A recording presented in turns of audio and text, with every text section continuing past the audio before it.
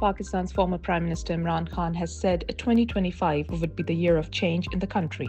Speaking to media representatives covering his jail trial at the maximum security Adiala jail, Mr. Khan said, and quote, "In this authoritarian era, the suppression of personal freedoms, violations of fundamental legal rights, and the destruction of institutions have not only dismantled the country's social and political systems, but also its legal and economic framework.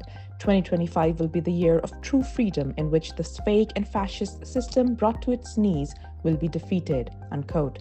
Mr. Khan, who has been in jail now for 516 days, reiterated that his party's demands are saying, unquote, "Our negotiation committee is holding talks with the government. Our demands are legitimate. Formation of a judicial commission on the events of November 26th and May 9th and release of all political prisoners," unquote.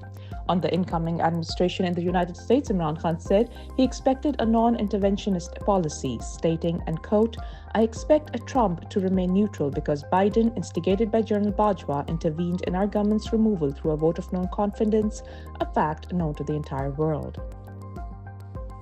Secretary of Pakistan Tehreek-e-Insaf's Overseas International Chapter, Sajjad Barki, has called on the Pakistani diaspora worldwide to organize prayers, protests, and candlelight vigils on Sunday, January the 5th, for the victims of the Islamabad massacre. At least 14 unarmed peaceful protesters were gunned down by the Pakistani security forces in Islamabad as they marched to D Square on November 26th for democracy. In his message to the diaspora, Sajjad Barki stated, and quote, "We must never forget the martyrs. We must let the world know the extent of tyranny and oppression taking place in Pakistan," unquote. There are millions of Pakistanis who reside in Western countries and have played a pivotal role in the movement for restoration of democracy over the past 2.5 years since former Prime Minister Imran Khan's government was overthrown in a soft coup. The diaspora has engaged lawmakers in Western capitals against the unprecedented human rights violations by the military government in Pakistan. In addition to protests, in a massive blow to the military regime, the overseas Pakistanis are refusing to send remittances until democracy is restored in the country. It has now been 37 days since the horrific attack on unarmed protesters by Pakistani security forces, and the stories of the victims continue to emerge. Imran, a supporter of PTI, was amongst the protesters when he started hearing gunshots and bodies around him dropped. He said, and quote, "I saw 7 to 8 people get shot in front of my eyes. I made a video of it. It was 3:30 p.m. I was targeted by a sniper. By God's grace, I turned my head and the bullet ripped through my mouth. God saved me," unquote. While the injured like Imran are getting treatment, the list of missing is growing daily. PTI has issued a list of 12 workers just today who were part of the Democracy March and have not been heard from since. Imran Khan, the party's chairman, from his jail cell has vowed to get the victims and their families justice. He said, and quote, "As long as I'm alive, I'll fight for an investigation into the massacre of these individuals and will not rest until justice is served."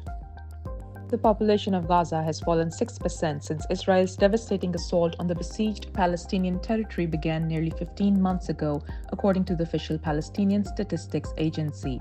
About 100,000 Palestinians have left the enclave, while more than 55,000 are presumed to have lost their lives, the Palestinian Central Bureau of Statistics said in a release on Tuesday.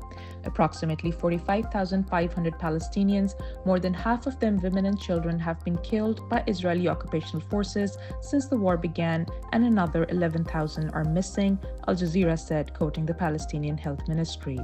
As such, the population of Gaza has declined by about 160,000 during the course of the war to 2.1 million, with more than a million, or 47% of the total remaining population, are children under the age of 18. The PCBS said some 22% of Gaza's population currently faces catastrophic levels of acute food insecurity, according to the criteria of the Integrated Food Security Phase Classification, a global monitor.